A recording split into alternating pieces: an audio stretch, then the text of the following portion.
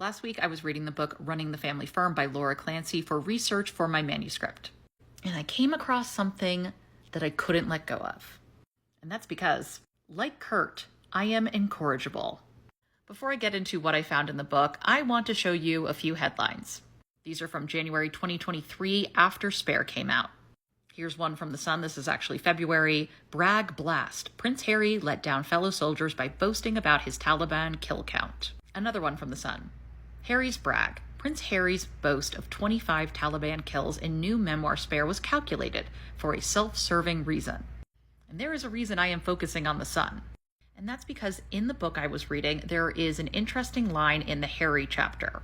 And it's about how some of the time he was serving was covered. And apparently there was an article from The Sun that was quite complimentary, which is why it's probably scrubbed from the internet, so that no one could find it when they put out their January 2023 coverage of Prince Harry's book, specifically the kill count. Before I show you, I need to tell you that this was not a solo effort.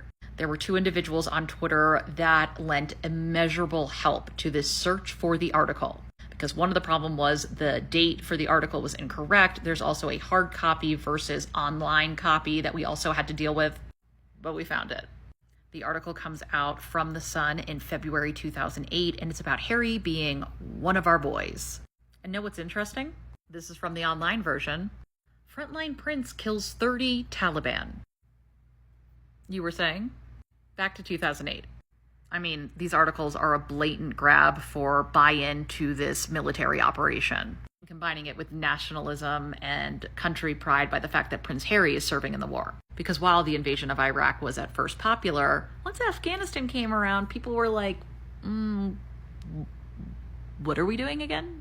But this article is all about the fact that he killed up to 30 of the enemy on his frontline tour. And in one of the more disgusting headlines, the Daily Star wrote, "When Harry met Tally." And they're gloating about Harry fighting off Taliban terrorists with a machine gun. I mean, really painting a picture here.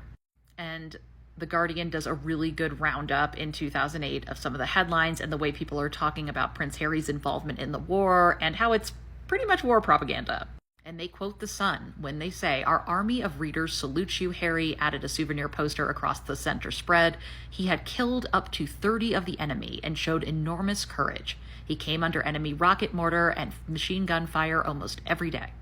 So Harry's kill count isn't anything new. It was out there by the very same papers that congratulated his effort back in 2008, which is probably why this article is extremely hard to find online. So Harry sparked a security threat in 2023, but not in 2008. Okay.